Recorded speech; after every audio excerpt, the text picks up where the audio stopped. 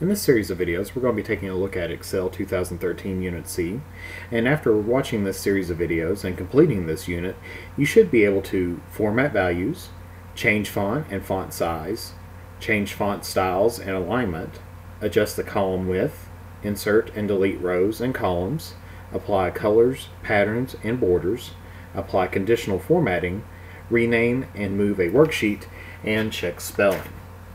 We're going to be starting off today on pages Excel 52 and 53, in which we're going to be formatting values.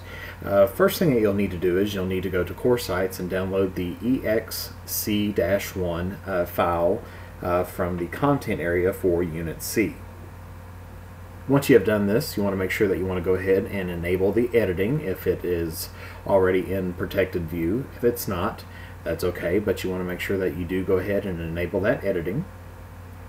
And then next you want to do a save as. So we're going to save this file, and we're going to do a save as and save it into the place where you normally save your files, whether it be in your My Documents or your H drive or wherever you do save your files at. But we're going to be calling this file EXC-QST, advertising expense. Or expenses, I should say, plural. And then we're going to go ahead and save that. Now when we talk about formatting cells, the format of a cell determines how the labels and values look. For example, whether the contents appear boldface, italicized, or with dollar signs and commas. Formatting changes only the appearance of the value or label. It does not alter the actual data in any way. Now to format a cell or a range, you first must select it. Then you apply the formatting using the ribbon, mini toolbar, or a keyboard shortcut. Now you can apply the formatting before or after you enter data in a cell or range. Okay, and of course once we have this saved as our EXC-QST advertising expenses, we notice that this worksheet is difficult to interpret because all the information is crowded and it all kind of looks the same. In some columns the content appears cut off because there is too much data to fit the given current column width. And of course we're going to decide not to widen the columns yet because there are other changes that we want to make that might affect the column and row heights. Now the first thing that we want to do is that we want to format the data showing the cost of each ad. So to do this we're going to go to step 2. And step 2 tells us that we want to select the range D4 to D32. So we select this here, D4, and we scroll down and we're going to go down to D32. Now, if it's off your page a little bit, you just want to keep on dragging down, and that will actually continue to move your spreadsheet down a little bit. If you also want to do this, you could also zoom out a little bit, that way so you can see all the content as well. And that's what I'll do. I'll zoom out just a little bit here for us.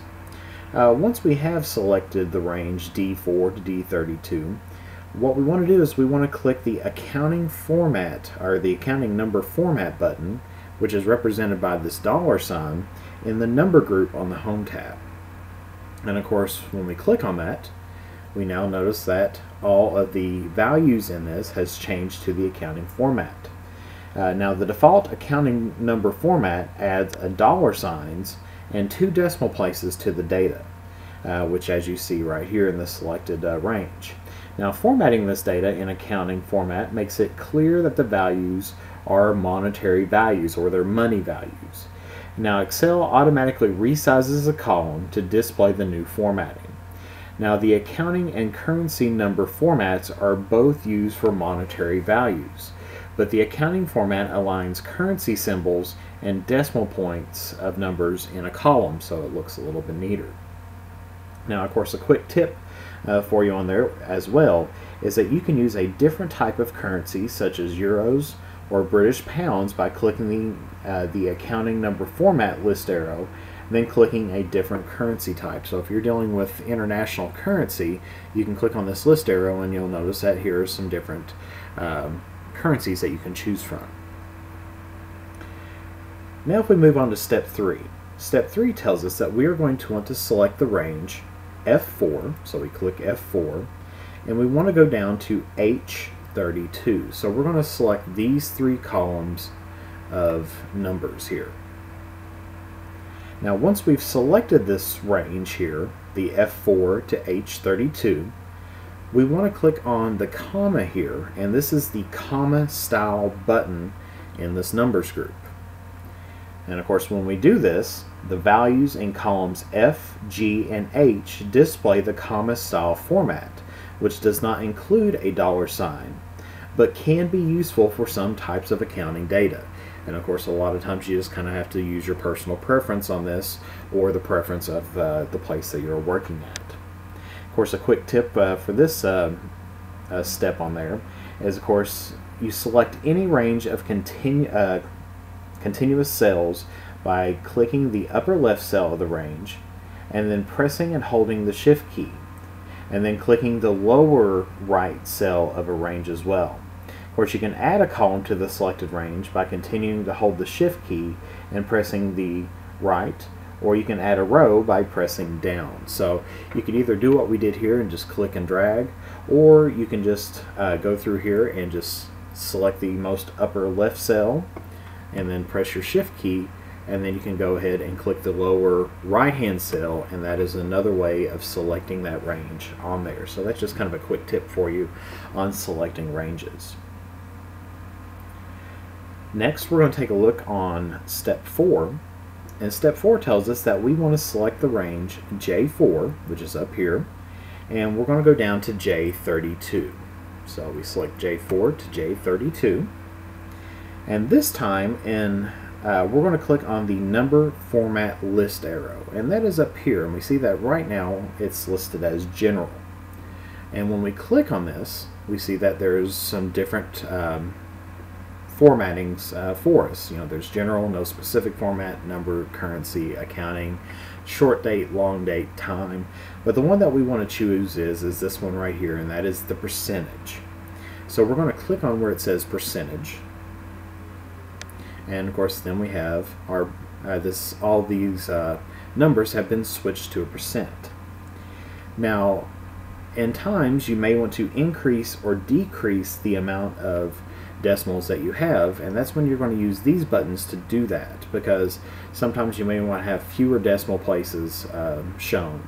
Right now in this case we have 2 places past the decimal, but it tells us that we want to click the increase decimal button, which this is this one right over here. And what that's going to do is that's going to show more decimal places for a more precise value. And when we click that, we now see that there has been an extra decimal place added to this formatting of this cell. And of course the data in the percent of total column is now formatted with the percent sign, and of course has the 3 decimal places. Now the number format list arrow lets you choose from the most popular format numbering formats, and shows an example of what the selected cell or cells will look like in each format. Now when multiple cells are selected, the example is based on the first cell in the range. So you probably noticed it was saying probably about 0.73% on there. Of course that's where it's looking at this cell right here. Now of course each time when you click on the increase decimal button, you're going to add 1 decimal place on there. So if we would click it again, it would add another decimal place, but we don't want to do that right now. But that just shows you that each time that you click this button, that's going to increase the number of decimals that you have. Now step 5 tells us that we actually want to click the decrease decimal button, which is directly to the right of that button, and we're going to click this twice. And when we click it twice, we notice that 2 decimal places have been removed from the percentage value in the column J. And of course, once again, you have to determine how specific you need these numbers to be. The more specific you need, the more decimal places you need. The more general or the less specific you need, the less decimal places that you will need for this. If we now take a look at step 6, it tells us that we want to select the range B4, so we go up here to B4, and we want to go down to B31. So I may need to scroll down a little bit here, but I'm going to choose B4 to B31. So I'll select my range here. And of course, the next one I'm going to do is I'm going to click on the launcher here in the number group. So when I click on the launcher here, this is going to bring up a dialog box for us. And this is the Format Cells dialog box that is opening up. And of course, since this is already in a date format, it's recognizing that the category should be in the date for us, and it's already selected for us.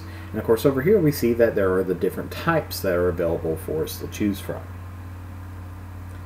On step 7, it tells us that we want to select on here the first one where it says 14 MAR-12. So we want to choose this one here. Now there's a couple different ones, but we want to choose this top one right here. You may need to scroll down to see that there's actually more than one, but you want to choose the top one here. Once we have that one selected, we want to click on OK. And of course now we'll notice that once we change that, that has changed the format of this range of cells, so it's formatted the date. And now the dates in this column appear in the 14-MAR-12 format. So what it's saying is it's going to choose the day of the month, followed by the month abbreviation, followed by the 2-digit year that's on there.